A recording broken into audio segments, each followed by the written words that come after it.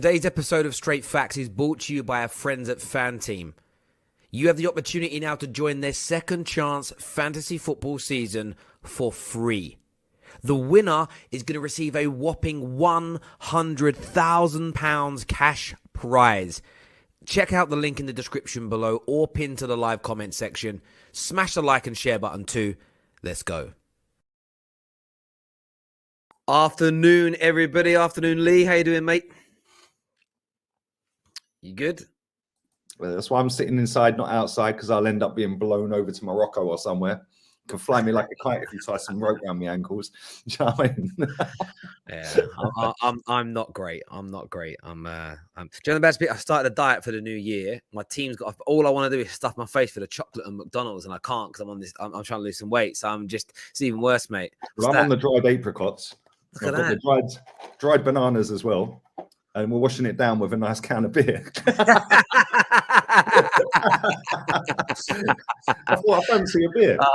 Brilliant. I'll have a couple of beers while I do the show. I'm not doing anything else, so I ain't going anywhere. I'm going to chill tonight. There we go. A couple of bevies. Yeah, I'm off to drink for a little while. Not just only purely to lose weight. Like I said, that's my friend. Mate, send it my way. I need to put some on. I said to my mates, I'm going to get off the drink for a bit. And one of them's like, "Oh, are you okay?" I'm like, I ain't got a problem. Like, I love drinking. It's just I want to lose some weight. My issue is more when I drink, I eat the wrong stuff. So I sit there at night and I have a couple of any kind of drink, beers, wine, vodka, whatever. I start drinking and I'm like, right, what's in the cupboards? And that's my problem. Yeah. I start going to bed, stop the drinking and everything else. But yeah, lots going on, mate. And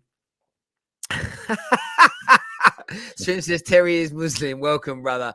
I love that. That's a great comment, Sarim. Top man. I really like that. That's funny. Like my yeah, not a lot of great things at the minute for me as a Man United fan. I'm not going to lie. Obviously, we've got a lot to digest and talk about on this. And one of the maddest things that I've seen today, and I want to put it up on the screen, right, is this picture here. I'm going to wait for it to load up. And this is why I'm asking this question. As Ralf lost the dressing room, or, the players, are they just being lazy? This was the face. There's one player walking onto the pitch last night for Man United who looked up for the game.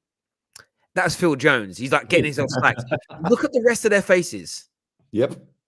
Look at the state of their faces. They look stressed. They look like they don't want to be there, like they don't know what they're doing. Like almost, they look how I feel as a Man United fan, which is very much along the lines of, here we go again. And the craziest thing I've seen today, the most triggering thing is what I have in my heart expected this whole time since Ollie's been gone. And I spoke when I saw it, I was like, okay, well, let's see what happens. I don't want to be too negative from the beginning. But Samuel Luckhurst has tweeted and put out an article, and this should be the most fear that's put into any Man United fan. Not Rashford starting, not McTominay being made captain, not I don't know, looking at one of AWB's crosses. None of that is as scary as what Luckhurst has put in here, where he says the cultural reset was not a success. And Solskjaer did not leave Man United in a stronger position than when he returned. Time to rip it up and start again. Now, this is a very credible journalist, very close to Manchester United. And this is what I feared 3 or 4 weeks ago. If I start to see the media through their connections at Man United talk about we need to start again, I'm finished. I'm finished. The club's finished, by the way. And this is the proof for me. It'll be the 5th reset, the 5th overhaul, new project in 9 years. And the crazy thing is, I understand that we have to do one if it's breaking apart. I get that. But when I say I'm finished, I have zero faith at all in this club turning it around, because I don't care that Ralph's there. Like, I was infused by it. But the idea was, they told us if people actually go back and read what they said when they sacked Ollie, it was Ollie's built the foundation.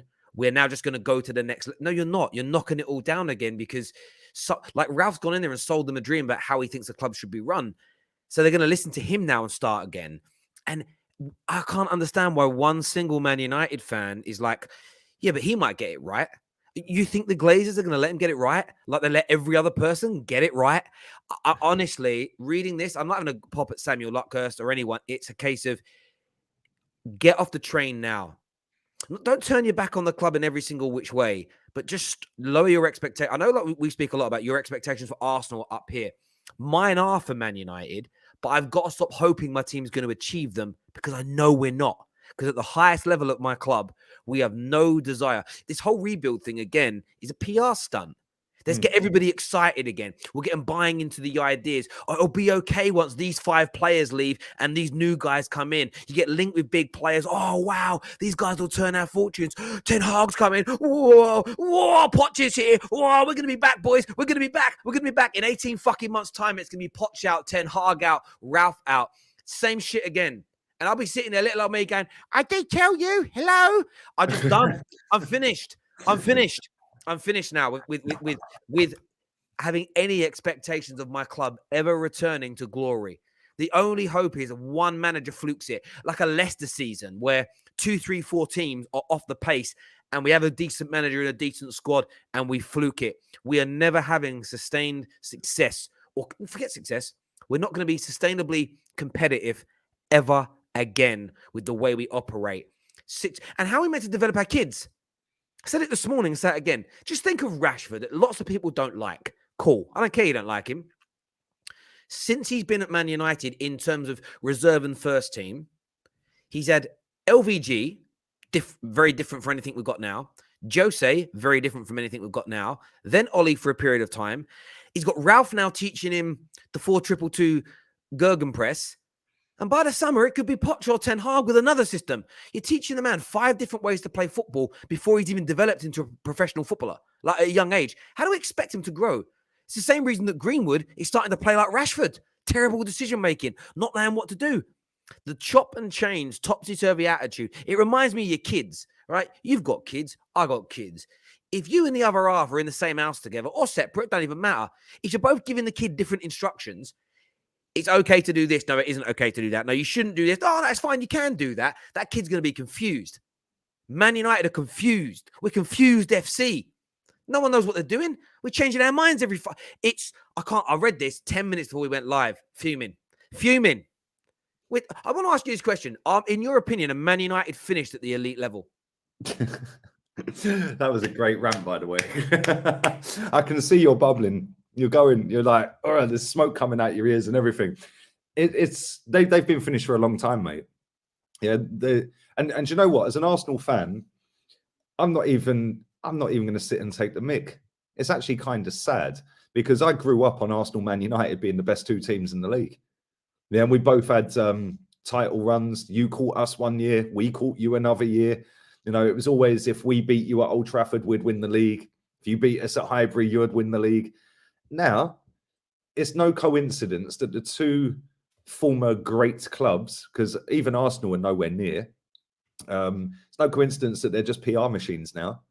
And the reason they're PR machines is because fans of both of our clubs have had this longevity with managers, and now that's seen as the way forward. Oh, you can't just keep hiring and firing. Well, why can't you? Chelsea do, Bayern Munich do, Real Madrid do. They're the 3 most successful teams in the last 15 years in the world. They've had, in that time, I just said this a minute ago, in the last 16 years, them 3 clubs have had 51 managers between them. 51. That's more than 1 a year each. Like 51. And Man United fans that have grown up in the Fergie era were probably the ones that are more peed off.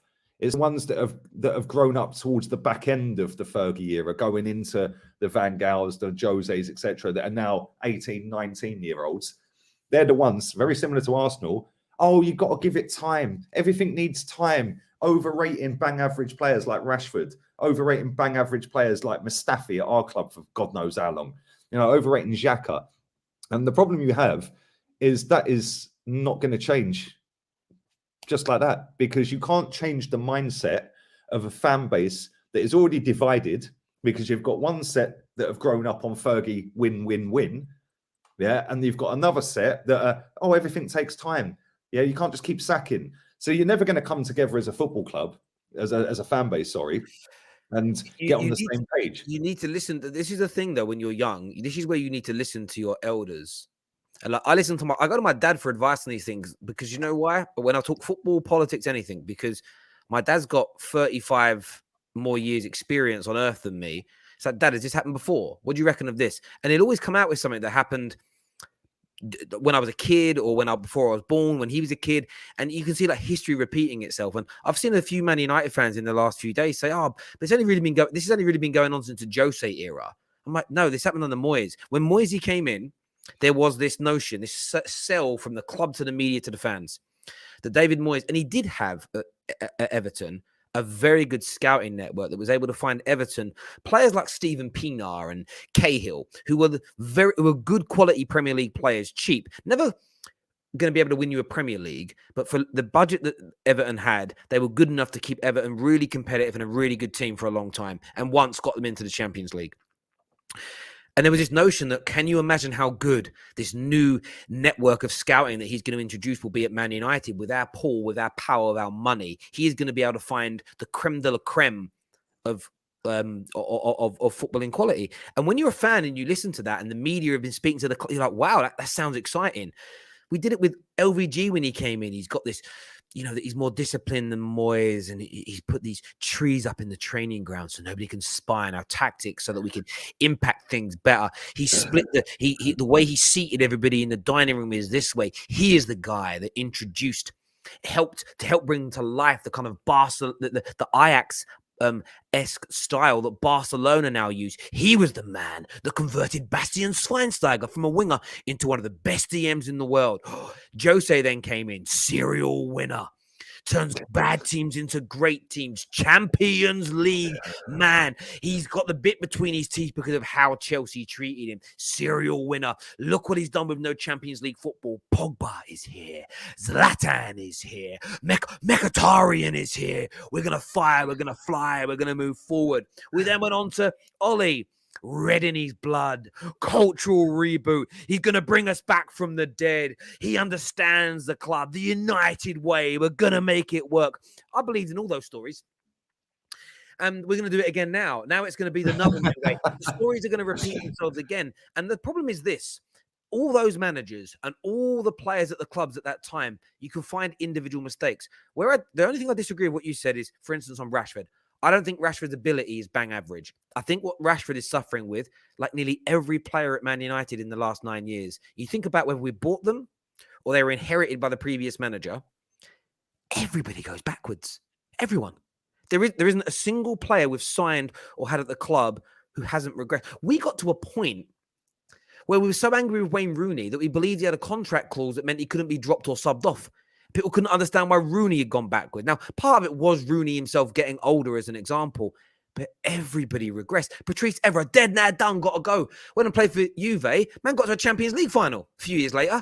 Like, we have the repeating of what you say with Arsenal, players leaving and doing well elsewhere, has been seen. Look what Memphis has done since he's left as an example. The standards at my football club. Even Alexis left you lot won a title. Ashley Young left and won a title. The crazy thing is about all of this, right?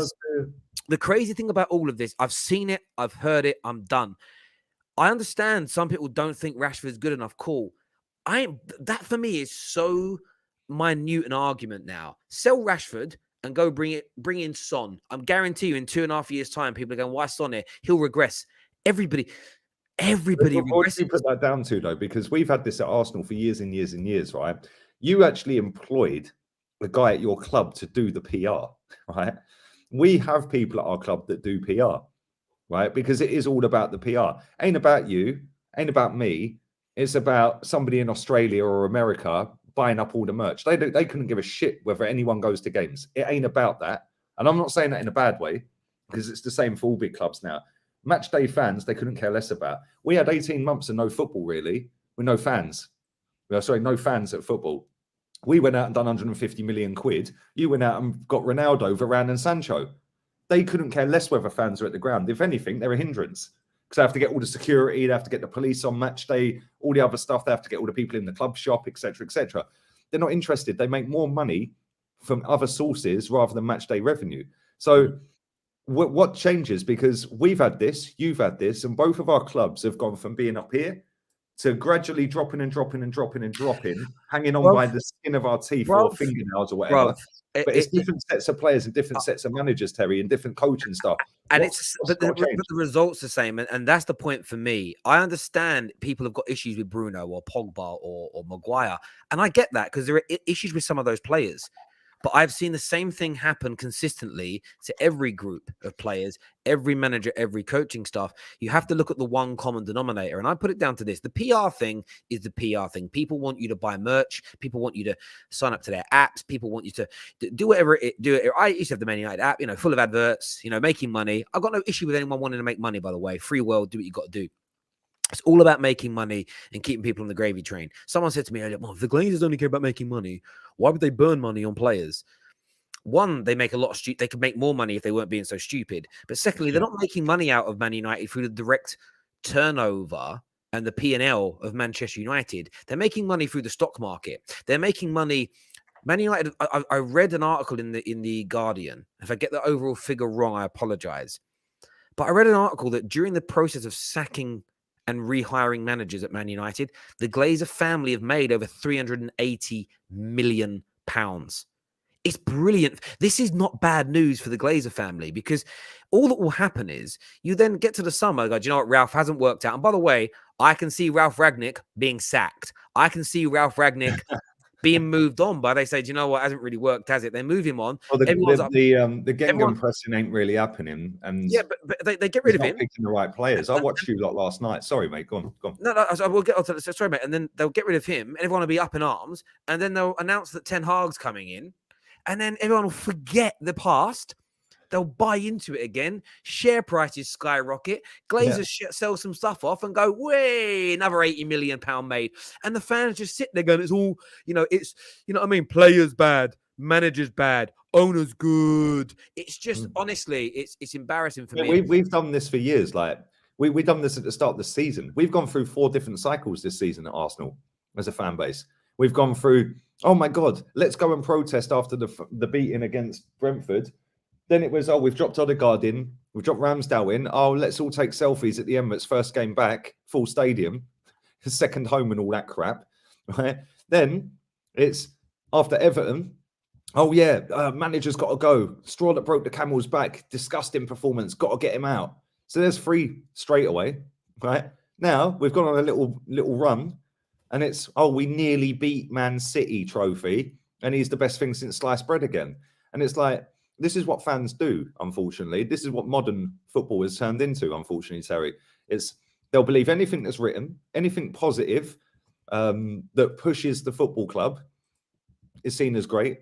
Anyone who speaks out of turn and doesn't conform to the massive narrative that's been put out by the football club and all the people in the mainstream about that football club, you're negative, you're crap, you're this, you're that, right? And I find it funny because these people will never, ever, ever see success because all the time you're following what the club wants you to follow. The club ain't interested in winning, mate. The club, Stan Kroenke ain't interested. The Glazers ain't interested. You could finish second and get about 8 million quid or 10 million quid less than finishing first. But Man City might have spent £100 million extra to finish first compared to what you've done. So you've actually made money because you ain't going to spend that extra 100 mil to go and get an extra 10 mil back. Do you know what's crazy about it with this? I was speaking to a few. Listen, you know, we're going to get onto Arsenal a little bit later, but you know that I think Arsenal have improved this season. I said it on a few streams, and we'll get into the Man City thing and some of the claims you made after that game. We'll speak about it later on the show. I've said so many people. For I know you, mate, and I will definitely delve into that. But I spoke to an Arsenal fan the other day that was like, "Oh, I know I was a friend of mine. He's not on social media. He's just a friend of mine." And he was like, "I know I used to be Kroenke out." He went, "But looking at our improvements, I think I was wrong about them." I said, "Mate, do you know when you know you're wrong about them? In 5-6 years' time, when you've had sustained competitiveness and success as an example." And he's like, "What do you mean?" I said, "Well, let's just say you finish second or third, fourth or third this year. You do well. It's what you then do the following summer. Do you reinvest more to go to that next level? as an example, or do you sort of push the party line of, oh, this squad was good enough to get us there, we think they'll get even better? It's what you do after a small piece of success or what you do after a bit of failure. Man United, as an example, if you look at the way we spend under the Glazers, when we miss out on the Champions League, we go a lot bigger than when we get into in terms of overall money spent than when we're not in it, as an example. You could argue this year with Sancho, Varane, and Ronaldo, we went to go to that next kind of level, but we did that after the manager was failing. So you added better players to a manager that had proven that he couldn't get us over the line to win medals. It's about the overall package, and it's about getting things right. Good intentions don't always necessarily mean very good owners. I'm talking in generalities here. It's about not getting only that, people seem the to take the decisions right on a shortest, regular basis. they seem to take the shortest time scale as well. So it's like we went 5 games in a row with wins. All of a sudden, Arteta's a genius again. Well, how about do that in a year's time or 6 months' time? Let's see. Rather than taking a 3-game sample size or a 5-game sample size and getting all above and beyond where we think we are, or where we think we're sitting, and we're definitely getting top 4. Well, all of a sudden we lose to Man City. Tottenham beat Watford in stoppage time. If they beat us in the next league game, they're above us with 2 in hand. All of a sudden, that top 4 that everyone was thinking was nailed on because Tottenham are crap, Man U are crap, points on the board over games in hand. All of a sudden, that ain't the case if Tottenham beat us. Do you know what I'm saying? Even if we don't, even if we draw or win against Tottenham, they can still go above us with their games in hand. And do you know what? In fairness, when it comes to Arsenal, like most of the gooners that come on the terrace, so if I think about Jess and think about Adam as an example, some of the regular voices here, Kesh, they're all like happy with how they think they're progressing. They're not counting their chickens. They're happy with where they are, but they also know there's a long way to go. Of course, there are some gooners that are adamant now. I have been adamant all year. This is definitely going to happen. And look, I get that they're over the moon right now and are happy with where they're going to be. I just sort of feel like, again, my take with Man United has been, I'll celebrate the small pieces of progression, but if people actually take the time to listen back to everything I've said, and you're not going to go and do it, but because it's too much, no one's got the time. But every time we've signed people or moved forward, I will sign Ronaldo. You Glazer in now, Terry. No, why would I be? Come second in the league, you Glazer in now, Terry. No, why would I be? Terry, you said the Glazers were the problem, but you got better. Well, of course we can still get better, but it's about it's the long game here. We're better for a year or two. We go backwards. We improve. We go backwards. The same with managers, Terry. Arsenal win a game, you Arteta in, has he proved you wrong now? Well, why? But it's polarization, isn't it? It's how the world has become. I'll give you an example. I've never spoke politics before, but I'll speak it now. I don't vote Tory, and I never have it. I don't vote Tory. It's just my way. I don't like the vast majority of what they do. I got a friend though that's like me, won't vote Tory, but he's polarized. So we were talking when everything first started being locked down, and I was like, do you know what? I think the furlough scheme seems pretty good. Like, just based on what I'd seen. How dare you support them? Support who? How dare you back them? I'm like, and now what he does to me is he's a mate. Now when they do something as a political party wrong, he messages me, he goes, see what your party's doing? Bruv, I said one thing I thought sounded quite good. And that's how the world's become. There's no gray area or nuance anymore. You can't turn around and say, I think Arteta's doing a good job here, a good job there. That needs to improve. How dare you not support him? I think it's pretty good. It's honestly crazy. I've been called out for hating on Arsenal this year. Continually spoken about your improvements. Praise your transfer window more than most Arsenal fans on social media did. But because I haven't gone to the length of praise that certain people want, it's called hating. And for me, that's what when I look at my club, Man United, I see a lot of. Whenever I've spoke about the proper issues at the club, which I believe are true, I just get caught. You're just defending Ollie. You're just defending Jose. You're just defending this particular player.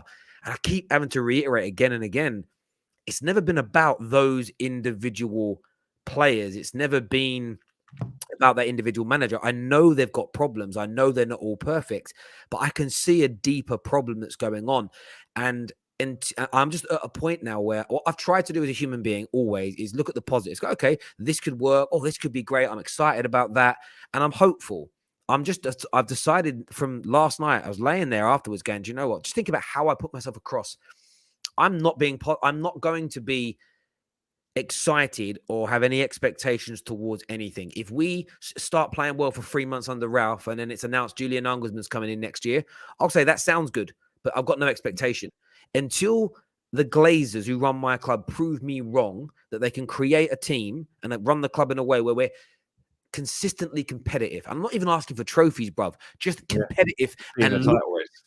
Until we get to that point, I'm not believing a single news article that says this cultural reboot has happened. I'm not believing a single statement around we're nearly there, we're nearly ready. I'm not listening to the players tell us that they're fighting hard and they're doing the right thing. I've heard all this stuff before, and I'm not buying into it. If we win a game, I'll be happy. If we're on a good run, I'll praise the team, I'll praise the manager. I'll always do those things. But I just got to look at myself and how I feel and think I'm not allowing myself to get carried away with anything to do with my football club anymore, because we are the worst run team in club in England, in the Premier League. I can't speak for teams that I don't watch outside the Premier League enough to know, but I don't think there's a single club in the Premier League that top to bottom, inside out, pound for pound, is run worse than Man United. It would probably have been Newcastle, but they've sold. Some might argue Watford with their managerial issues they have, but a club their size, up and down into the Premier League, I still think that's pretty good. You know, the likes of the Brightons in the Premier League, the Leicesters, the Wolves, who are nowhere near our size and stature and have our power, they embarrass us for how well run they are. And that's why they do so well on the pitch, pound for pound. And I don't care. You could have Pep as our manager, Graham Potter as his assistant, the best squad in the league. I still don't think we would win major honours with the way we operate as a club when the standards are so low, when mediocrity is being rewarded. And I know a lot of people want to focus on, Bumcho and Trashford and, Penendez and all I know everyone wants to focus on the low-hanging fruit and attack the players that everybody likes and rates and raves about. But as I said before, I can't even be angry at them, because we ain't running it right behind the scenes. And that's the knock-on effect. And that's the same in any organization. Do you know what I mean? Is it being run right? If not, you fix that first before you look at the subordinates, before you look at the boots on the ground. And as I've said at the start of this, I look at it and how I feel right now. Man United are broken, and I can legitimately. You're broken, Terry. I'm with my club. I am broken. I am. But I said it when we sacked Ollie. I was happy he went, as in that isolated incident, because he had to go. But I openly said on all the streams, Ralf, I'm excited about. He can do this. He's got a great track record. But I said, if I see the media start to talk about the reboot has to happen again, I'm done. I'm finished. Because the reason that I was so adamant that Ollie had to stay longer was because they kept on telling us this reboot and build is happening. So I wanted him staying to a point where they said the rebuild is complete and it's ready to start winning. Because it wasn't even about believing it was actually happening. It was around, right, we've got the club where we want them now. They'll expose themselves as lying. And my belief was, when we started to see it fall apart and the lie fall apart, Man United fans would all come together and go, do you know what? We have to focus on the Glazers. And the reason I'm angry is all I saw yesterday was everyone talk tactics and players and managers again. And I'm like, you deserve it. You actually deserve it, some of you, because you're just ignoring the problem. That's why I'm angry. That's why I'm broken. So I'm not going to go on about it as much anymore in terms of, I'll talk about it on podcast when it comes up. But if I see people moaning about the style of play, I'm just going to ask them why. I'm going to ask their opinion, let them speak, and I'm going to leave them. I'm not challenging people on it anymore. I'm not going to be all like, I'm done. I'm broken with the subject now. I'm sick and tired of talking to myself. And then every time it happens again, we're back here. Like I'm telling you, in 2 years. This is me with Arsenal fans. I can see 1,000,001 comments going, Lee's deluded. Lee's got an agenda. Lee hates his club. Lee's a Spurs fan. Yeah. Fact and reality is, my agenda is for Arsenal to go and do what they smashed the stadium down for, right? There's no improvement, right? And the reason I say there's no improvement, and this is how I feel about Arsenal, like you're now starting to feel about United. Doesn't matter how many times you say it, Terry. Yeah, a couple of little good results, mask over everything again. Yeah, and then it all comes crashing down again, and it's rinse and repeat, rinse and repeat. The fact is, I was saying this with Eunice and Goonie and Northside a minute ago before I come on here. The word agenda basically is an internet word that is used when you can't base an argument against what I'm saying. So you've got an agenda because you can't challenge what I'm saying because everything I'm saying is fact. Yeah, which is why this is called straight facts. Yeah, same as what you've just said. Everything you've just said, facts. You can't argue with facts. Facts don't care about feelings or irrelevant feelings based on vibes, right? And the fact is, both of our football clubs have gone from being the best two clubs in the country to just being laughing stocks that are struggling to find any form of identity, find any form of sustainability to go and compete with the very best teams that are currently in the Premier League. And this is why people were sitting there crying about VAR and this and that the other day. How about cry at the manager who picks Granit Xhaka every week? Right. How about cry at the manager, who's isolated players out of the squad? How about cry at the manager who continuously keeps players on the pitch when they're injured? And it's the same with you lot in a different way. You brought Rashford off the bench last night. He had a simple straight pass to Ronaldo on the counter-attack. And he just ballooned it. I was like, what are you doing? Maybe it took a bobble or something. But Rashford seems to get more game time than most of your players. Donny van de Beek sat on the bench. Why? Why did you buy him?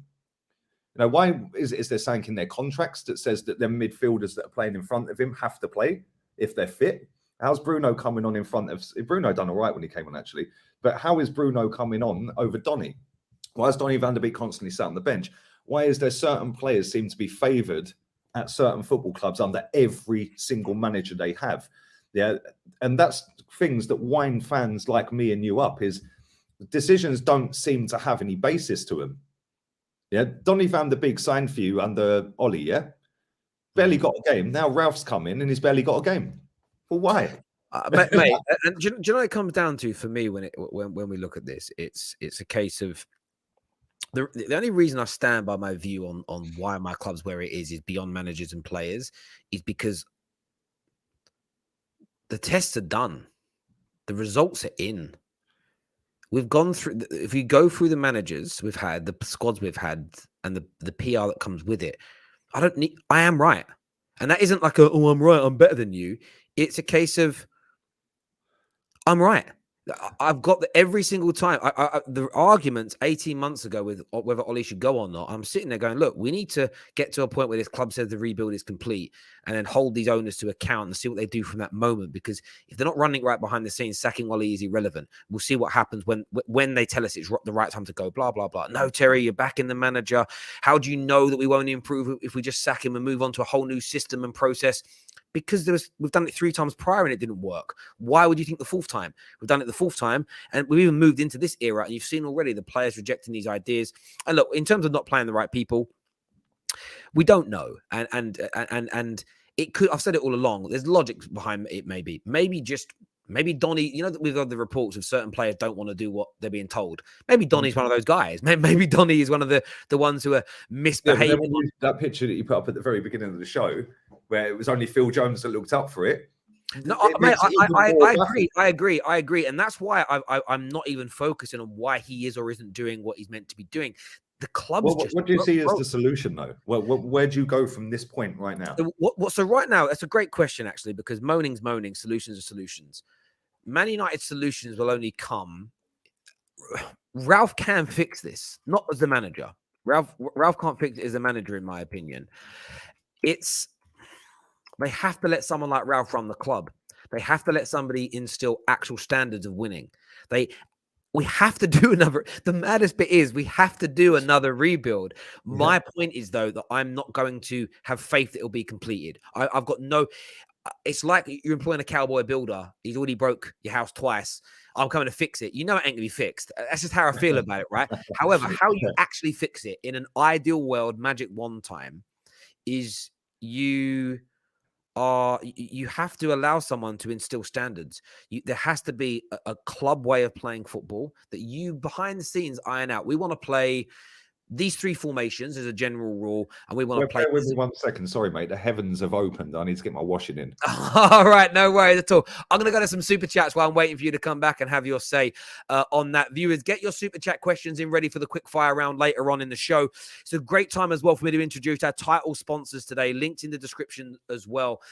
This is Fan Team. You can see there because I am logged in. Free to enter, free entry as you can see here. Join the £100,000 second chance season game. You can enter this when you click on here and you come in, you're able to pick your team.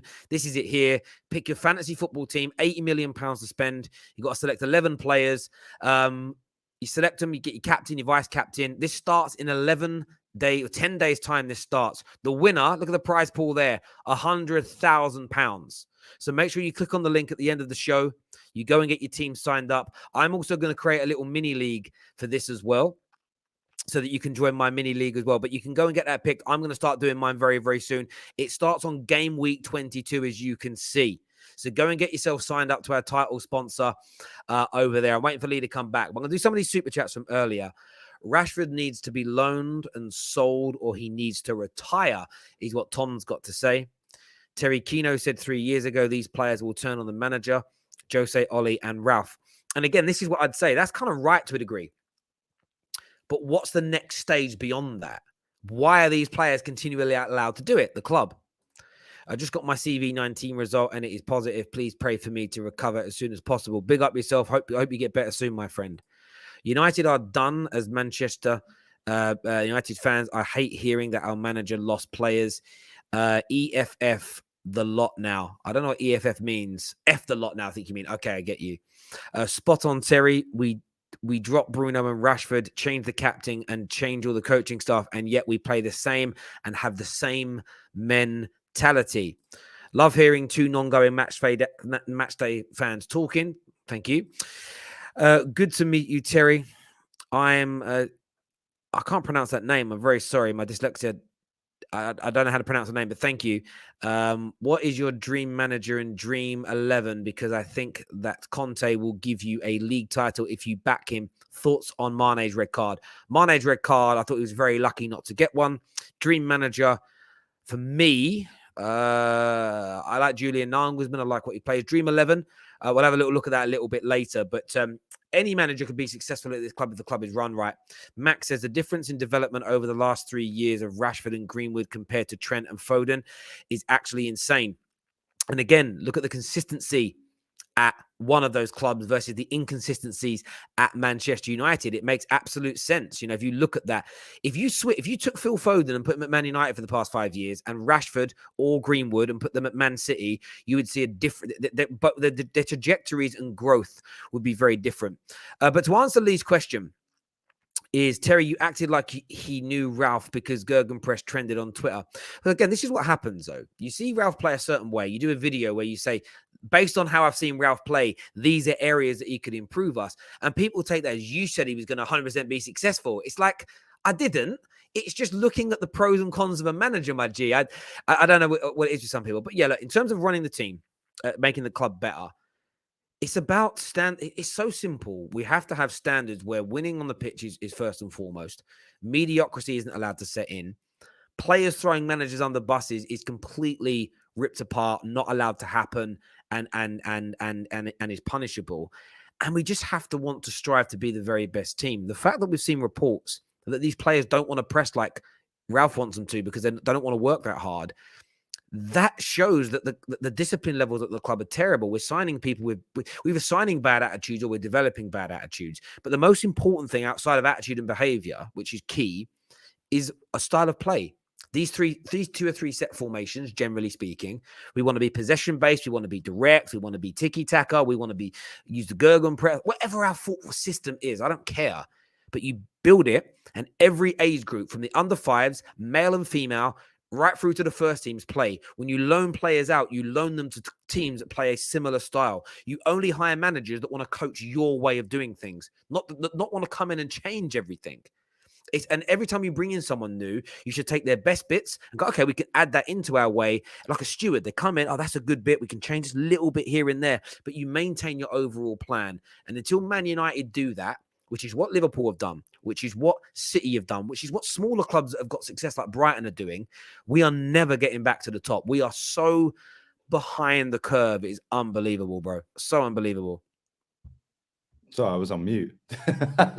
No, there's a comment here that says we need to see Lee versus DT debate regarding More Arteta. chance of seeing Arsenal win a title under Arteta, mate. But thanks.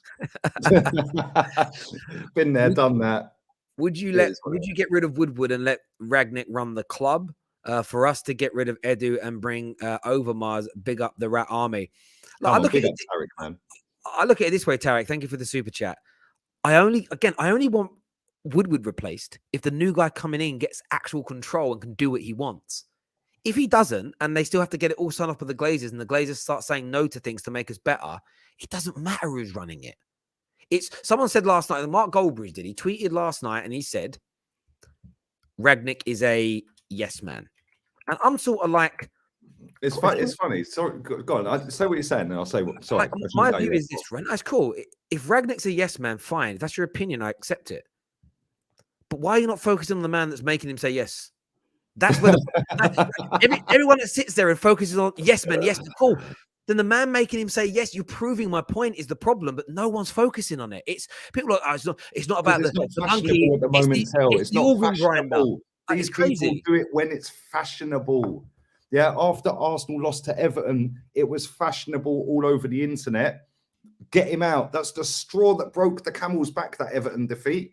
Everyone was saying he's not good enough for Arsenal. Sack him, sack him, sack him.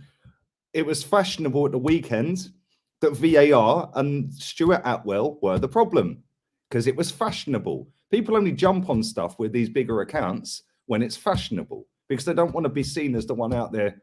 And I'm not saying it's him in particular. I'm just talking about any big account that I see. They only come as Johnny come latelys and then take all the glory for it because they got the biggest accounts. They do it all the time. They do it all the time. Yeah, nobody sticks their head above the parapet with a big account early and sticks their flag to the mast. Yeah, the fact is, your fan base were going giddy when you signed Rangnick. Your fan base were going giddy when you signed Ronaldo. Not all of them, but the majority of them. The masses, as I'd call them. Yeah, Said was swinging in the car park, bruv. Like, what's that all about? Big up Said. But it's like, we're going to win the league. Like, I remember you saying, yeah, you have a feeling that you might win something this season. Yeah, and I said, but based on what? And you just went, nothing, just a feeling. Yeah, but that was because of the buzz that you'd signed some good players, and subconsciously you thought, actually, we might actually go on it. Absolutely, and it's one of those things where I was sort of sitting there and like, this team, if we look at last year's progression and what they're telling us they're doing, they went out this year, and I was very happy with some of the speed that they brought people. The quickness they acted in, the fact that we were told that this was all part of the plan and that Ronaldo is here for the right reasons. Okay, I'm excited now. And that's why I'm so angry, because when it's your own club, you allow yourself to become drawn into these things. And I felt like we could do something this year. I felt like we should. And I put pressure on my team. But the problem you have, Terry, is you've got a guy up front who off the ball is completely useless, right? And is touching 40. Yeah, listen, he still knows where the back of the net is, but you have to build a whole team structure around that guy. You're doing it 10 years too late.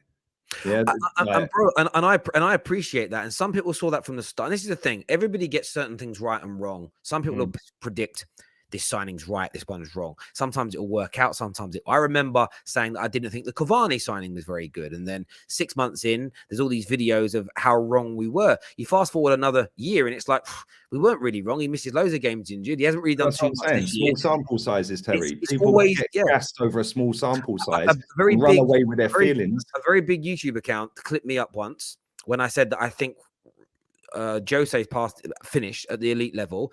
When Spurs were looking like they're in a title race beginning of last season, I was memed and mocked by them, which is fine. I don't care. 3 months later, he's sacked. And you sort of sit there and we do this to each other. We all get things wrong. We all get things wrong. I saw Statman Baines call out Rants last night for saying that Scott McTominay should be captain. Everyone. Statman was mortified at full time. I can't lie. It was like a funeral procession, bro. Mate, this is the thing. This is the thing for me. I don't look at it like, I don't like to point score. Like, if I look at Rants as a Man United fan, I've seen him say some brilliant things. I've seen him say things I don't agree with. We all get things right. We all get things wrong. It's just like me thinking we could have won something or we should challenge at the beginning of the season it's turned out to be wrong in the sense that we can't do it. We're nowhere near those levels. I'll take the banter on that for a game or two, but now it's like, I want to have a conversation about how we kind of fix it, if that makes sense. It's like, how do you? But that's the problem. Everyone's got a different idea, Terry, on how to fix it. No, I agree with you. Manager. Some people say the squad's crap, but this is the same squad that they're saying is crap, that they've been gassing up all of these crap players. Yeah, so it can't be players then, can it? Or you were lying. Bro, so with me, I try my best to stay. We all hypocrites and we get things wrong and change our mind. We all do that. But it's like this. I haven't yielded. I think we've got a very good squad. There's holes, but it's still a very good squad. And when I consider the amount of teams that have worst 11s, worse squads than us that have outplayed us, that's why I don't want to. That's why I can't focus on the players too much. We got outplayed in possession by young boys this season. I'm not blaming that on having a bad squad. Got outplayed by some Turkish team in the Champions League the season last year. before. Exactly. Yeah. So the point I'm making is, could we improve our midfield? Yes. But equally, we're getting outplayed by worse midfielders than what we have and worse teams than we have. That, for me, is a team ethos thing. What killed Man United this season wasn't Ronaldo per se being here. It's the expectations that came along with it. And I don't think these players want those expectations as a group. But that in itself tells you that they're not good enough, because he is a serial winner. Whether you like him as a player or not, it's irrelevant. I agree. But the problem you have is you've got a serial winner in the team that knows he's come to United and they're all crap, right? Or a lot of them are crap, right? When I look at Man United last night and I watched your game, right? I'm sitting there watching Moutinho, who, by the way, was fantastic, and Ruben Neves, again, fantastic. You were linked to Ruben Neves all summer. You never brought him. Why? That guy fits straight into your midfield and gives you so much more balance in your team, right? The problem you have with your team is you're playing this 4-2-2-2 formation. What a load of bollocks, right? This ain't FIFA. This is not FIFA. This is Premier League, Manchester United, the biggest club in England, if not the world. You cannot just come in and go, right, I'm going to put you here, you here, you here, and you here. You had Cavani up front with Ronaldo last night. And then you've got Mason Greenwood out on the right-hand side. Yeah, of that two behind, and then Sancho. Oh, that's back to front straight away. Why is Sancho on the left? Didn't he play right at Dortmund? Bro, I totally agree with all of that. But my view though comes down to this. You're right in the sense that if players don't have the mentality to want to step up to the expectations placed on them, they're not good enough. I agree. Why is this manager playing all these players out of the positions that we brought them to be in? I agree. And I don't think any of these claims are wrong. My problem is that these claims and these things have been said about all 5 managers since Fergie, and we keep employing managers that then don't utilize the squad in front of them the way in which it should have been. That then comes back down to the people running the club, because for me, if I'm hiring a man, I'm not even going to give a hypothetical. If I'm running Man United and I'm hiring a manager, it's a case of, right, I want you coaching, but these are our right-sided wingers. These are our left-sided wingers. These are our strikers. I want a system. I don't want those. I would be blunt. I want no square pegs in round holes when everybody's fully fit and there's no problems. I want to see midfielders in midfield, right wingers on the right, left on the left. Of course, a bit of rotation and moving around. But this is how we want to play. Can you do that? Not, right, I've got an idea. I'm going to take 7 of your players and put them in brand new positions and make my system work. Why are we signing up to that as a football club? Forget what Ralf wants to do or not wants to do. We have still got the power as a club to say, yeah, that will work, or yeah, it won't. We are allowing things to happen at this club on such a regular basis that make no sense, and we don't create continuity. There's no contingency. There is no togetherness, and I think for me that's the biggest issue that I kind of have with this. And people will always want to bring it back to players and formations and managers, and I get it in the short term. Last night I watched players on that pitch like Ronaldo, like Scott McTominay, they were ranked. They were just walking. They were Ronaldo was just walking. Ronaldo looked lost, yeah. Not lost, probably the wrong word. Ronaldo just looked like, this lot just ain't good enough. Yeah. But this is why I don't rate him. Because in that moment, you have to step up and say, I'm Ronaldo. Run your nuts off. That guy, I've watched him a lot this season, right? And I've watched exactly what he does. He is such a snide at times, right? And when I say snide, he barely presses. He'll just trot back into position. He'll cut a passing lane. Cool, that's sweet. You've cut a passing lane. So now it goes somewhere else. But then when it comes to the last 5-6 minutes of the game, yeah, he's chasing the keeper down. Oh, look at me. It's Ronaldo. Oh, he's pressing in stoppage time. Why aren't you doing that all game then, mate? Why aren't you chasing that goalkeeper down in the 51st minute to try and make him mess it up? Why aren't you chasing down the centre-back in the 50th minute? Why are you only doing that in stoppage time? You're doing that in stoppage time so you get the props off of the back and it masks you having a bad game. Yeah, so it's, oh, look at the passion from the most glorious player in the world ever. Look at him. He does it every time, and he did it again last night. And I just sat there laughing when he done it. I thought, you are very snide in what you do, right? yeah, he might not cover as much mileage as some of the other players. I get it. He's getting on a bit, wants to preserve some of his energy for making runs into the box. Cool. But when I look at some of the stuff that he does or doesn't do, I just think, mate, he's totally the wrong fit for you. If you dropped him out of your team and played with Cavani up front, Jadon Sancho on the right, yeah, and I don't know, Martial on the left, for example, then played with a number 10, you could put Bruno there, you could put Pogba there, you could put whoever you flipping wanted there, right? And then played with 2 in midfield behind that, you're going to be instantly better as long as you drop and play the players in their right position. This is staying. You can manage that team, Terry. I hear you. And if we stay in your example again, I can't. Your example, do I agree with every bit of it? No, but I'm not even worried about that argument. Arguing over whether you're right or wrong is irrelevant. It's, let's say you're right. I go back again. Every time I hear these, oh, cool. Who signed him off? Joel Glazer signed it off. Again, these people... Yeah, Joel Glazer signed him off, Terry, but the point is the manager don't have to play him unless it's in his contract that he has to play. Well, so why is the manager, no matter who it is, Ollie or this manager, playing him every week? Well, why? It's Ronaldo and its reputation. Of course, but then so again, you look at it this way. Then if they're not being forced to playing him and they're picking him when he shouldn't be picked, why are we hiring these people? I would be straight in there. If I'm running this club and Ronaldo's making us worse, and we can all see, I've got my football advisors on the ball. I don't think he is making you worse, and he's making you money, which is why you brought him. You didn't buy him for his own. Well, if he's playing because he's making us money, then again we go back to the owners are making that money. Which way we look at it, I don't think it comes back to your owners. Fact, and that's my point. That's my point, bro. After 9 years of this, I understand that I'm not even worried about people's opinion about Rashford or Ronaldo or Bruno or Pogba being right or wrong. It all leads back to those people, and it's like let's stop fighting over the low-hanging fruit and the current contemporary problems, but let's focus on what really needs to be done. But as you've said, it isn't sexy. It isn't popular. One of the biggest things for social media content creators is moaning about your board and owners.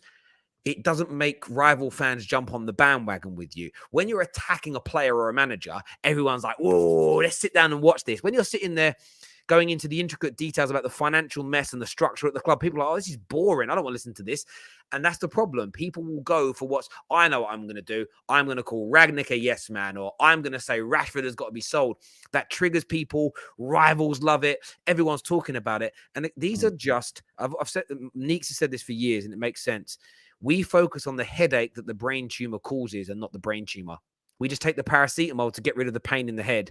We don't actually look at trying to fix the actual problem. And I suppose that's where, as a United fan, I'm just exhausted with it now, because if we got rid of all the players that we think are causing problems now and the manager and put new people in a year's time, we're back debating the same stuff. That all comes back to when you lot stormed that stadium and got the biggest game in English football cancelled, right? Off of the back of that, everyone dropped their Glazer out campaign because you signed Ronaldo, Varane and Sancho. At that point, that is where you should have carried on. Oh, mate, I could not agree. Yes, could not agree more. And let me just say this as well. You showed us that picture at the very start where all the players are walking out. They've got the Reds down, and Phil Jones is just. People forget Phil Jones has won titles at Man United, by the way. Phil Jones was your best player last night. That ain't even a joke. That guy has not played football for how long? And he comes 2 years. 2 years. He's your best player. Yeah, that tells you everything you need to know about that crop of players, right? And that crop of players will never respect Rangnick because he's only there for 6 months. So they're looking at each other going, bollocks to him. He's going to be upstairs next month. Or next week or next year. I totally agree, right? I totally agree. And I remember once, again, I always go back to my working life for an example. I was working in a branch, and the manager of the branch was chatting to me, and the queues in this branch were dumb. They were like a 47-minute average wait to get your money out of the counter. And I said, I was young and naive, and he's tasked with fixing it. I said, he's going to employ more staff to serve quicker. He went, no. He looked at me like I was stupid, and I was stupid. He's like, I don't want to fight the fire. He's like, I want to stop the queues from ever happening. I was like, what? He went, we've got to find ways to stop these people from coming in, but still getting done what they want to get done, educating them on how to use their cards, how to use online banking, how to do things themselves, how to come in and use the technology in the corner that costs hundreds of thousands of pounds that nobody's using. A 6-month plan, this guy's average queue time was down to 6 minutes. The customer service scores for the branch are amazing. And all he did was show people they didn't need to do. We had 4 or 5 massive businesses would come in with these huge bags of cash, which would take up 5 tills. He worked a deal with them and a courier company for the money to be picked up directly from their businesses. And they would count it and then drop it into us. It literally was saving. And that was my point. Man United, we don't want to we firefight all the time. How do we solve these instant problems? I know we sell Rashford, we buy a Son. But if the problem is the standards of the club, the attitude of the dressing room, the player power, if we don't fix that, we'll go back to that point again in the future. And I think until we get to that stage, that's why I can't allow myself to become too drawn down again. And people are saying, you said United should be in a title race? We should be. No, see, this is a lot of people in the comments said about the thing with a Gale last night, and then I've said that you said, that you had a feeling. Well, you did say you had a feeling. That's not me saying you said you'd win the title. You just said, and it was based on nothing other than the fact that you were happy with what the Gale thing last night was, I felt the people were digging it out, but you know they love to cause trouble in the chat. No, of course, I know they do, and I love the viewers. The viewers are great. Like the Gale thing was very much a case of I felt that he was talking to me. I'd sat there and spoke for 20 minutes about why the board and the Glazers were the problem. And then he's moaning about, he's sort of laughing at Man United and says to me, who he's talking to, you can sit there and talk about your board and laugh at your owners, but where was that energy when you signed Ronaldo? I felt like that was an address at me at the time. We spoke, we're cool, we're good, we're boys. There's no issues now. And I exploded because although I felt that we could and should challenge for the title, although I was happy with our signings this summer, it didn't mean I suddenly thought the Glazers were doing a great job. I looked at it and went, okay, they've done these things that are good, but they've got to do years of great work for me to even really praise them. But this is, again, it's polarization. But that's you, Terry. For you, it's going to take years to repair the damage that they've caused. For some people, it's 2 weeks, and they love them again. Exactly the same as our fan base with Stan Kroenke. Kroenke out. It's just a hashtag on Twitter, right?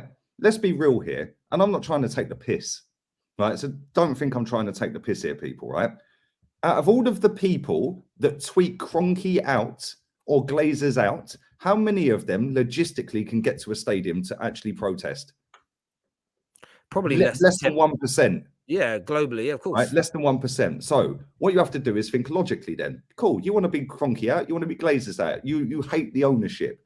So don't buy the merch. Oh no, but I have to buy the merch because my Chelsea mate at work, he buys the merch and the Liverpool mate buys it and I feel closer to the club if I buy it. Well, you're part of the problem then because you're actively saying Kroenke out, but then you're going and doing 75 quid in a shirt, then getting it shipped to Australia, or America or Singapore, wherever it is. And this is why I get the ump, because it's very fashionable within Arsenal anyway, right? That when it all goes tits up, it's the owner. Okay, so where was this when we were 10 unbeaten? Where was this when we beat 5 teams in a row? But as soon as it all goes tits, if we finish 7th, for example, or 8th this season again, we don't win anything, it'll be the owner needs to invest more money. It's all the owner. Well, hang on, you weren't saying that when we were sat 4th, though, at Christmas, was you? Yeah, and this is why I get pissed off with it, Terry, because after the Brentford game, Kroenke out, Kroenke out, Kroenke out. The very first game at the Emirates of this season was Chelsea at home. Josh Kroenke was there. Amazon cameras are there. First full stadium at the Emirates in 18 months. And our fans were like, oh, back at my second home, guys. You don't work at the stadium. It's not your second home. Yeah, do you know what I'm saying? You went there to take selfies instead of protesting. But why? Because after that Brentford loss, they signed Ramsdale and Odegaard. Easily pleased. Yeah, easily pleased. So that was solely dropped. The whole thing was dropped. We then get pumped by Chelsea. We get pumped by City. Kroenke out, Kroenke out, Kroenke out. Well, why? Well, you had the chance to go and protest outside. There were 60,000 fans there. 50-odd thousand are our fans, by the way. And nobody protested when the owner's son was there. And this is why us, especially our 2 groups of fans, because we have got such a massive online presence, the only way you can hit an owner, if you genuinely believe that you want him out, is to stop buying the merch and stop supporting financially that football club. And if everyone does that, if you don't buy the, I don't know, don't fly with Fly Emirates, for example. Yeah, don't visit Rwanda, for example. I don't know. Your lot got a £200 million deal cancelled. That's progress. It is, but you've got to keep it going. And as I say, we're too easily pleased as fans, and we're too polarized. So what will happen is, I thought we did a great job in the way we signed Varane. Oh, you're not Glazer out anymore then? No, I am. Well, how can you say they did a good job in that and still not like your owners? Because real life isn't polarized. I can agree. I can disagree with 99.9% of things a particular person says. The fact that they might say something that I agree with doesn't make me, and it doesn't mean I endorse all their other messages, but that's what we've created as a society now. You can't agree with one thing that somebody does or praise one thing without people lumping you in the whole way. And I think from my point of view, it's just tiring because we did it when we employed Ralf. People went, "Oh, so you guys are going to back the Glazers? Happy with the Glazers now?" Some people, the Glazers have spent loads of money. How do you not back them? Because it ain't just about one thing they do that you feel looks good. It's the overall package. And look, for me, as I say, people are easily pleased. Now, on that though, because I know we spoke a lot of United today. Yeah, I heard a rumor. I don't mind talking about United because I get less stressed. I get that. I heard a rumor at the weekend, though. I heard a rumor at the weekend that you said you shouldn't listen to rumors, mate. Well, I say a tweet. It was a tweet. Okay, go on. Hit me the with tweet it. Said that they were calling you a disgusting man, right? And I thought, oh, what's he done? That's actually not bad considering what I normally get called. It's quite a soft pejorative for you. Yeah. It basically said Lee Gunner's disgusting in one way, shape, or form. I can't believe what I've just heard. Firstly, I thought, if you think he's disgusting, why are you watching him? But anyway, that's what they do. They have to get their daily Lee Gunner fix. Come on. He turned around. She turned around. I think he was a woman. He tweeted. I said he just said that Earbuds Albert, I think that's who you guys call him. Yeah, just gave us our best performance of the season, but it all went tits up after the Zoom call at halftime. So essentially saying that if Arteta wouldn't have spoke to his team at halftime, you would have beaten Man City. And a lot of people came to me and they were like, "I can't believe he said this, did it?" And my first assumption before reaching out to you was, surely that was a joke. But I need to ask you. Sarcasm at its finest, Was it a joke, or do you feel like Arteta's Zoom call at halftime cost Arsenal? Of course it's a joke, bro. He had a Zoom call before the game kicked off. Come on. Yeah, these people are so thick, it's unbelievable. But you know what I find funny? The dedication of these people, right? Honestly, to watch every single show. I mean, there's enough people in this chat that can't stand me and would love to stab me to death in my sleep, Terry, yeah? Yet every Tuesday, they come and watch it. Yeah, the dedication's unrivaled. Thank you very much for the continued support. Like, whether you like it or not, I don't care. Yeah, because I am who I am. I'll say what I want. Yeah, within the parameters of the platform I'm sat on. And the fact is, sarcasm's lost on people, yeah, especially on the internet. Because, like I said, he had a team talk before kickoff. The team come out and then he's had a team talk at half time. He was in the AirPods all the way through the game talking to the other lad, the young lad that was sat on our bench, one of our coaches, I can't remember his name. Yeah, he was in the AirPods talking to him all the way through the game. So it's like, come on, mate. Like, are people that dumb that they believe everything I say? Like, it's sarcasm. I didn't have to hear it, and my instant reaction was that I can just tell that's a joke. Like, in terms of that, in terms of the game, though, obviously, the way I said it though, Terry, was with a straight face, and when it's no coincidence that was our best first half. I say exactly what I said. No coincidence, it was our best first half of the season. Yeah, and Mikel Arteta weren't at the game. Yeah, then all of a sudden he has a Zoom call at halftime, and we capitulate. Shock. And then when it's no coincidence that Thomas Partey had his best game for Arsenal, and Mikel Arteta weren't standing there micromanaging, telling him where to pass all game. Like, but I say it exactly how I've just said it, and people go, "Blimey, he's believable." He's saying it's sarcasm. Yeah, like, I'm the most sarcastic. Well, I've had a few people say to me recently, they're like, "I'm not too sure when you're serious or not, Terry." I'm like, "Yeah, because my joke is like deadpan. I'll say things in a serious way, but it's a joke." I want to. There's a super chat that's coming. I'll address it a little bit later. Thank you, Ryle, because it's kind of off topic now, but we'll come back to it. I wanted to ask you, though, about your performance this weekend. By the way, viewers, make sure the like button is being smashed, please. Nearly 2,500 people watching, which is amazing. Give it a smash. I felt Arsenal were brilliant this weekend. I thought you were, to a man, the best performance I've seen from an Arsenal team in years. I thought you were excellent. I felt this season there have been improvements. You can see that in the points total. You're in the top 4 right now. You're in the top 4 race. Some of your youngsters are starting to improve and get them outputs. I really feel like there has been good, steady progression. There seems to be a feel-good factor at the club. I think there's some good stuff. In the short term, there's definitely been improvements. In terms of not winning the game, though, like, what's your stance on it? Because I've seen a lot of Gooners say it was our naivety, Xhaka's meltdown after giving away the penalty led to other players getting angry, which led to the red card. We lost the game. And then we've had a lot of other Gooners as well also state that this was more, it was a referee scandal. Referee absolutely ruined it for us. So what do you think stopped you from winning? Xhaka. So they didn't have a shot on target until he done stupidness. Like, let's be real here. If he hadn't have given that penalty away, Gabriel don't get sent off because he wouldn't have got booked for talking to the ref. People think he got booked for kicking the penalty spot apart. I think it was for petulance talk from what the assistant manager said.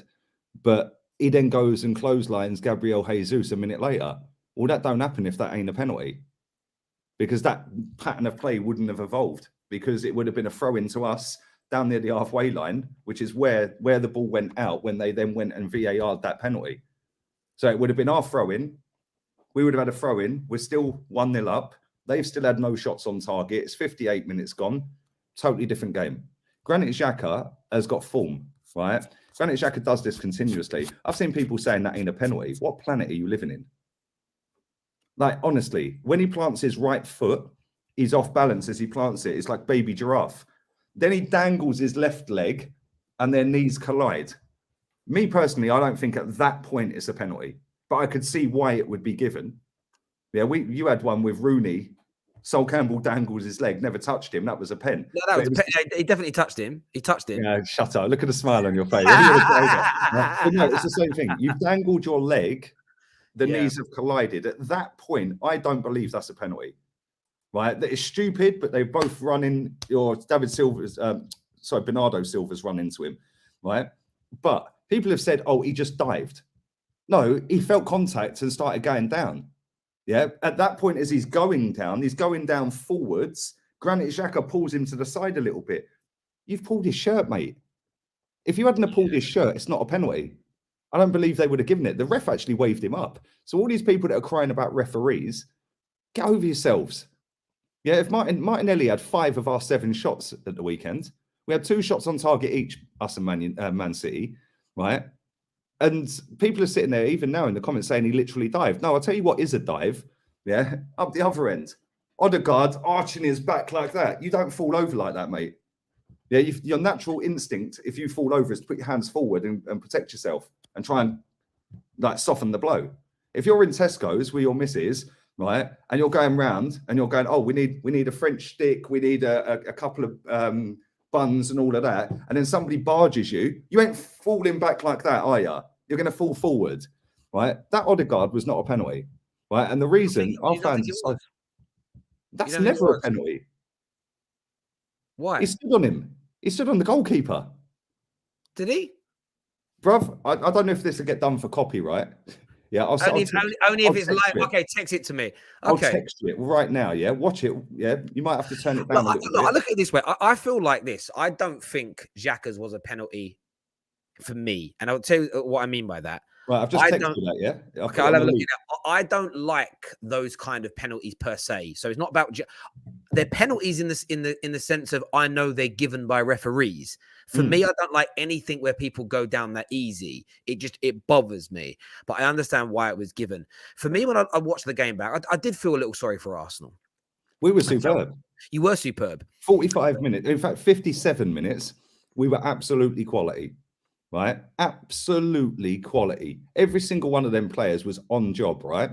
Then Granit Xhaka does Granit Xhaka type things. He 2-footed Rodri up at the 80 and got a red card.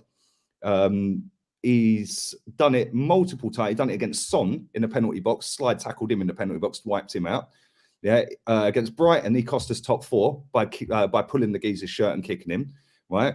So, at the end of the day, Granit Xhaka was the main reason we did not win that game.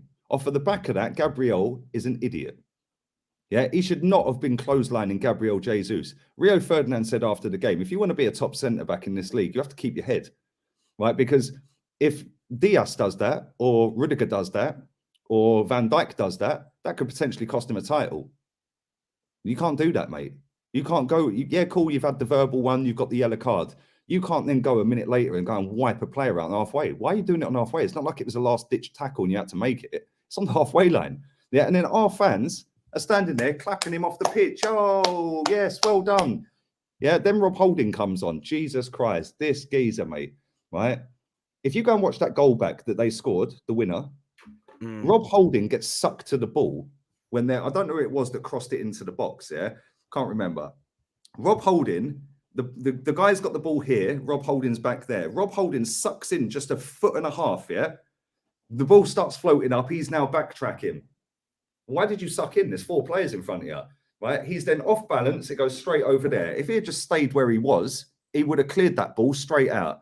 And then, as soon as the ball bounces, him and Ben White didn't have a clue what day it was, back of the net, goal. And then he ran off and did a madness. It was Kevin De Bruyne, thank you.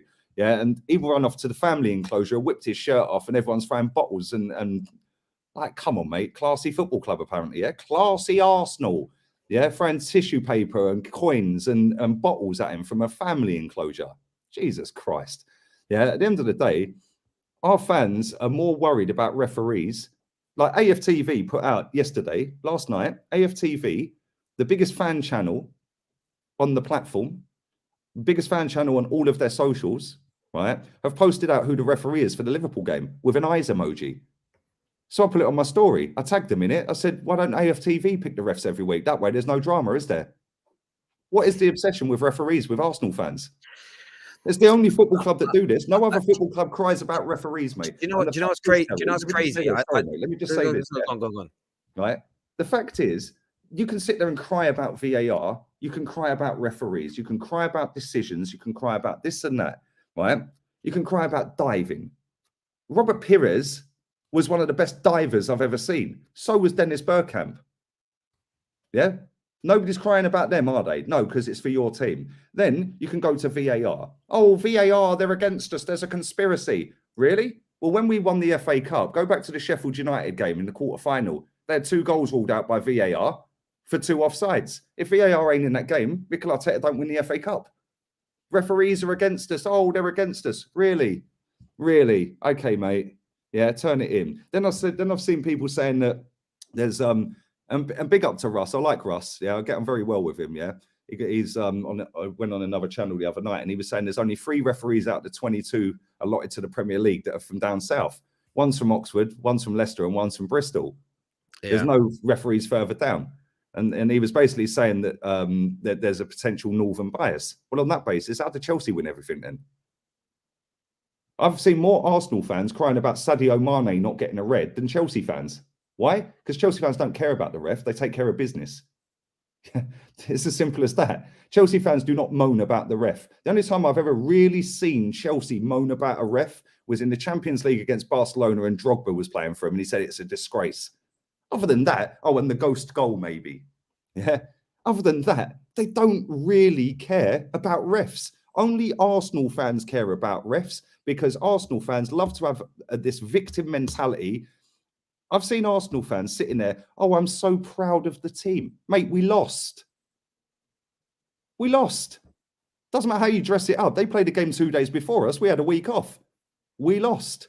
And we lost because the same player that has cost us year in, year out since he's been at this football club did a stupidness again. Yeah. Yes, we were fantastic up until that point. After that, I thought that they took control. And I was doing the watch along with Ola. And I said, bruv, we're still going for this with 10 men in, going into the last 10 minutes of the game. I said, this is very dangerous what we're doing. It's either going to be a masterstroke or we're coming unstuck. Ola sat there and he went, they're drawing us out, mate. Don't worry about that. They'll get a goal. Yeah, they got a goal. Because they were drawing us out. They were saying, yeah, go on. We can deal with you. We can deal with you. And to be fair, if we'd taken our chances, we would have been 2 or 3-0 up anyway, and nobody's crying about the ref. Yeah, look, I look at it this way. I think the ref, the referees do make decisions, but look, there was no Arsenal. I've said this for years. This is not an Arsenal dig. This is football fans in general. I used to do a lot of my early days on socials. I would kind of, whenever Man United didn't win a game, and say we drew a game, but we should have had a penalty. That's all I focused on: the penalty. I then kind of looked at. I hated diving. I remember doing about 3 or 4 videos where I called for Rooney and Ashley Young to be banned because we won games with pens that they got, but I didn't like it. And I just got, well, how dare you ask for your own players to be banned? And I grew this belief that if we self-policed, we could stop our players diving, and therefore football would be a cleaner, more respectable sport in the sense of people wouldn't go down easy and everything else. And then I remember being at work, and it was in the time where, remember Eduardo got banned. I remember getting to a row with an Arsenal fan. So this happened prior, but I got into a row with an Arsenal fan that moaned about a player that dived against his team one weekend. And I said, do you remember when Eduardo actually got banned for diving? And we all said, Celtic, wasn't it? It was Celtic. Yeah, against Celtic. And it was a clear dive. We could all tell, and Arsenal appealed it, and they won the appeal. And I said to him at that time, I said, Arsenal were unfortunately the club who had to do it. But whoever that club were that had the first player banned for diving, they were going to appeal it. And as soon as they won that appeal, Arsenal, you almost made it impossible moving forward for players to be punished for diving. Now, they get yellow cards now and things like that as an example. And I've seen a few players get second yellows and be sent off and whatnot. But we created a precedent. I then started to see the commentators change stance to, well, if you leave your leg hanging out, you make it easy for a player to dive. And that's where I switched off. And I was like, the fact that we've gone from trying to stop it and ban people for diving to going, actually, we're making it easy for divers. Therefore, it's a bit like saying, well, you left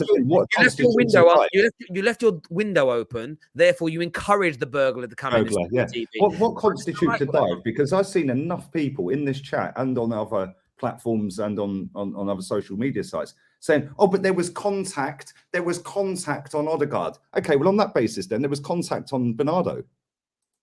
So just because it's a contact sport, just because there's contact doesn't mean that everything is a penalty. No, I agree. Everything, if it goes the opposite way, doesn't mean that the player dived. The way I look at diving, or simulation is probably a better word, is the way you fell natural. Is it normal to fall? That's the point. Neither of them fell naturally. The difference is one had his shirt pulled as he was going down. So at the same time, though, I kind of back to the point I was making about. So I stopped talking about those kind of decisions. People be, tell this player's a diver, that player's a diver. I'm like, yeah, you're a Chelsea fan saying a Liverpool player dived. Until I hear you as a Chelsea fan moan about your players diving, don't want to hear it. And that was my kind of mantra for a good few years on socials. It's like, I don't want to talk about the refereeing decisions because we only care. And we had it with Igal, actually. You know, he came on after the West Ham game and I'm like, what was your take on the penalty you got on the red card? That's football, and smiles. And then now there's a conspiracy theory. My view is this: you win some and you lose some. Can I reply to this comment, by the way? And it's a madness to me. People just got to learn. I've seen a lot of people saying, how comes the Bernardo one was reviewed and the ref went over to it, but the Odegaard one wasn't? This seems to be the narrative that's been peddled by all these super fans and top gooners, yeah? Oh, but if you're going to check one, you've got to check them all. Okay, Terry, I've sent you that clip, yeah? That clip, that text I sent you. Yeah, you watched it, and it was on a loop constantly, yeah? Yeah. Constantly on a loop. Do you think that's a penalty? What I've now seen, what I've seen on that, where am I looking at here? What I've seen on that, I can actually, you can see. Odegaard stamped on the goalkeeper. Odegaard gets his foot, yeah. So on that basis, 3 days later, half the chat are saying pen, half the chat are saying no pen, half the internet are saying pen. Okay, so how long do we stop the game for then? Because one angle showed it, Odegaard got wiped out. Another angle showed that Ederson has had his foot stamped on. Another angle showed that Ederson got the ball. How long does the ref go and stand there watching the monitor for then? Because I'll tell you why they never went and watched that monitor, for all the people that are crying that, oh, it's unfair, he didn't go and watch it. Because the guy who was sat in Stockley Park watching that has decided it's not a clear and obvious error. Whereas the one on Granit Xhaka is a clear and obvious error because Granit Xhaka pulled his shirt. The referee waves both up, by the way, either end, waves them both up. The one on Odegaard didn't get reviewed because after watching it about 20 times, you just watched it 20 times because it's on a loop. You'll look at that. I could show you the other angles, go, oh, yeah, that's a pen. But that's not a pen. So it's not a clear and obvious pen. Whereas the Granit Xhaka one, he's pulled his shirt in the penalty box. I said this to the guys on Saturday. The one thing I would say that we need with Stockley Park and the ref is we need to know what they're saying. So, for instance, I don't believe in conspiracies with refs. I don't believe that the referees get together before a weekend's matches and goes, right, who are we going to collectively screw this week? I don't think that exists. I always guarantee the conversation would be along the lines of, what did you see between Odegaard and the goalkeeper? Well, I saw he might say, I saw the goalkeeper touch the ball. Well, actually, he didn't. Odegaard trod on his foot.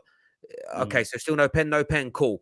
If he'd have said, like, if he'd have said, oh, I thought that Odegaard trod on the goalkeeper, right, but I don't think it was a foul either way, it was just the coming together, they'd have gone, yeah, pretty much, no worries. If he'd have said Odegaard won the ball cleanly, didn't touch the player, they might have had to look at it. With the Granit Xhaka one, I guarantee it would have been along the lines of, what did you see? I saw... they might have said in his ear, oh, we've seen the leg come across in contact and in pulling the shirt. The referee will then respond with, I didn't see either of those things. Therefore, and that's why I would say to people, I want the authorities to give us, to let us listen, because I think it would stop a lot of it might not stop the anger of losing a football match, but what it may stop is we're being screwed. Having said that, I've always felt like football likes controversy. So if you think about most weekends after a game of football, you focus on terrible results, brilliant results, and the rest of it is always, we were screwed. We got robbed. Yeah, we got shit. The other day, Man United equalized against Newcastle and drew, didn't deserve a draw. I legit saw people say Newcastle were robbed. I was like, robbed by who? Robbed by who? It wasn't a bad decision, but it gets thrown around so much. And it's, Mate, it's at the end of the day, I don't know why Arsenal fans are crying about it, because it's a free hit anyway, that game, wasn't it? If Liverpool was a free hit, then surely City's a free hit, because City are better. So I don't get why people are crying about it. Like, it is what it is. Prince the amount of people in this chat as well, right? Can I just say, none of you are the fan police. I will support my football club how I choose to support my football club. Yeah, so if none of you like what I have to say, you don't have to watch this every Tuesday. It's as simple as that. Because please tune in. But yeah. Yeah, but please tune in anyway. Prince here says, I've seen Bruno get a penalty for literally stamping on a Villa player and get a penalty for it. So what's the point? I understand but you're proving the point. Penalty, I don't, and vice versa. And that's the problem with VAR. It's a matter of an opinion, not fact.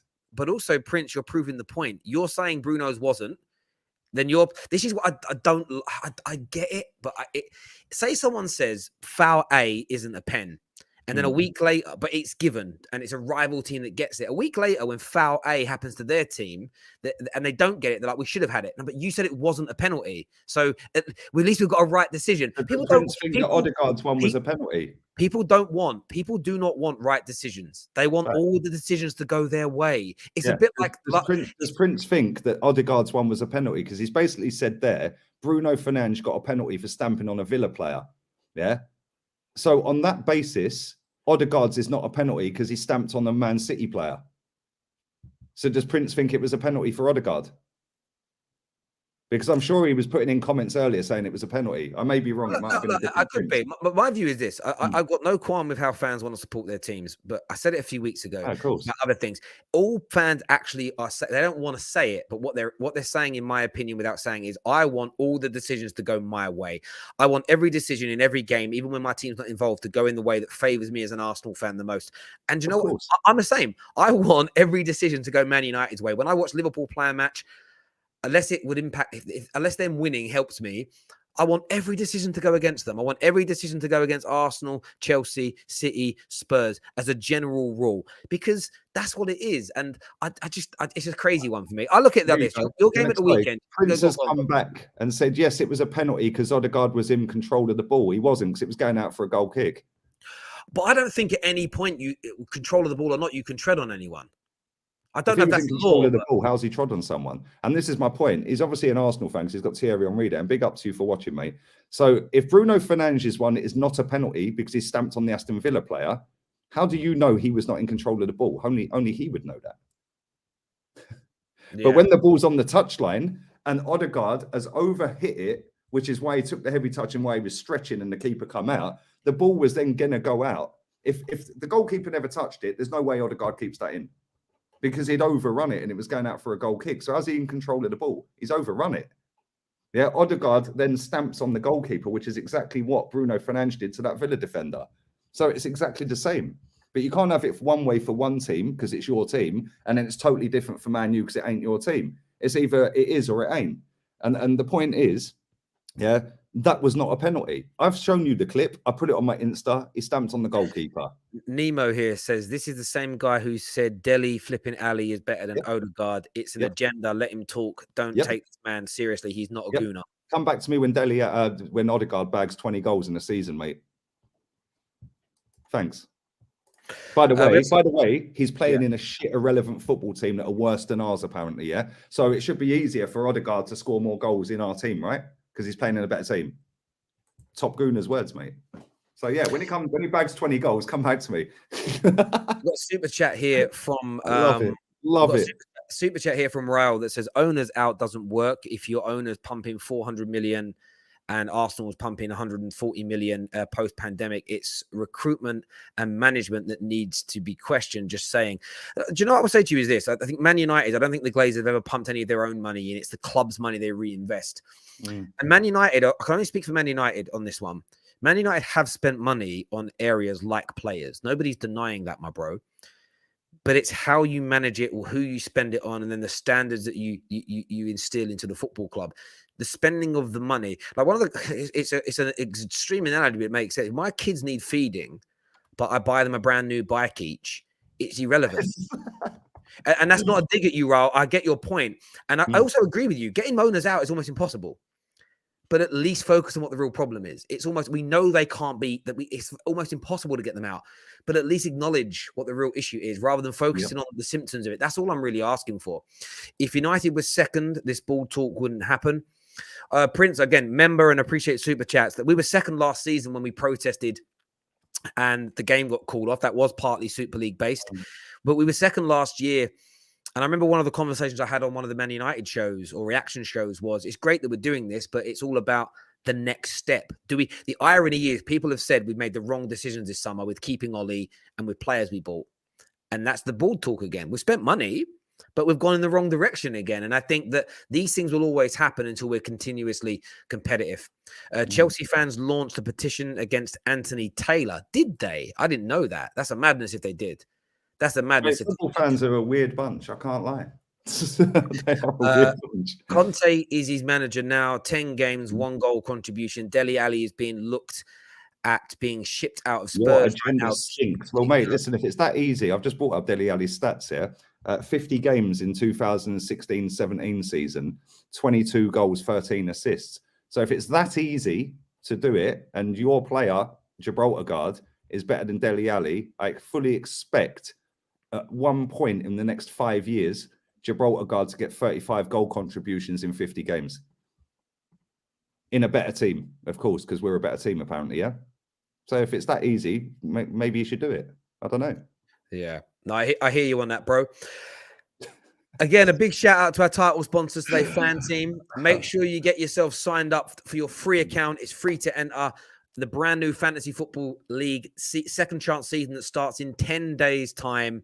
Get your team picked. I'm starting a mini league there soon. It's free to enter. If you win, it's £100,000 tax-free money that you get. And a few of you have said you couldn't get it in your region, then you did a bit of a VPN thing. That's on you, my bros. If you've got a VPN and you're able to do that wherever you are, do your thing. But everyone who's tuned in today, a massive thank you. All of our super chatters, enough respect to all of you. Do me a big favor. Terry, where's the PS5? Nobody's got the secret phrase right yet, bro. So until the secret phrase is guessed, no one's going to win it. That picture's me. Big up to my guy with my picture. What I will say to this guy is this. The person that got the previous one right and won an Xbox, we posted the pictures of him getting his Xbox. So I know what you're trying there. What's the clues? Have you given any clues out? Like, what's it like? There's no clues for this one at the minute. So it could just be anything. In fairness, I haven't really pushed it for the last couple of weeks. So I thought I'd give people time. Christmas has just happened, and we'll do it again. So, but the guy won his Xbox for getting his thing. We changed the phrase as well because no one got it. So we refresh it. The phrase no one got was all it was prolific striker, no prolific goal scorer. Yeah. But there we go. Everyone that has tuned in, Terry, you need to allow viewers to talk to Lee. He says silly things. Your comments are there, your super chats are there. Every single time I do a watch along, at the end of my watch along, I put the link in the chat. You're all free to come on, mate, but nobody does. They all run their gums in the chat with their little X or B or R next to their name or a football player profile picture. None of them put their camera on and come on camera at the end of the watch along. I do it every week, literally every game. I throw the link out, I say you can come on. So, Nemo here says that so this is the same guy who gets on Arsenal fans for bringing up the past. Lol, it's not 2015 or 2016 anymore. Dele Alli is dead in 2022. Yep, that's fact. Yeah, well done. Is yours gold? What's your point? Yeah, was you alive to watch us in that era? No, you probably weren't, but you still sit online telling Man U fans, or Liverpool fans, is yours gold? Well, how about we win another one then? Because it was 18 years at the end of this season. That's our joint longest ever in our history without a title. So when our fans put Arsenal to a title-winning standard by saying is yours gold, how am I seen as negative and toxic for wanting the same and wanting more of that? Because every time our fans cuss another fan online, they always bring up the Invincible, which was a title. So you hold them to title standard, right? So on that basis, why am I negative for wanting more titles? That is the reason we moved stadium, by the way. Not that most of these people know because they weren't even born. Do you know what I mean? It's mad. I find it all hilarious, mate. I really do. But listen, everyone can have their own opinion. I love the fact that they come and watch every week. Thanks for the continued support in 2022. 2021 was class. Let's make this year better, people. There we go. Everyone who's tuned in today, thank you. Make sure you subscribe, sign up to your fan team account, get that done. 10 days time that starts, and we're going to be on that to the end of the season because I'm going to beat you all. I'm winning the 100 grand, and then I'm taking the sum off. When I win that 100 grand, you're all sitting going, oh, I wish I had it. It's rigged. Yeah, it's rigged. I'm winning that 100 G's, no doubt. Listen, take care. Goodbye. God bless.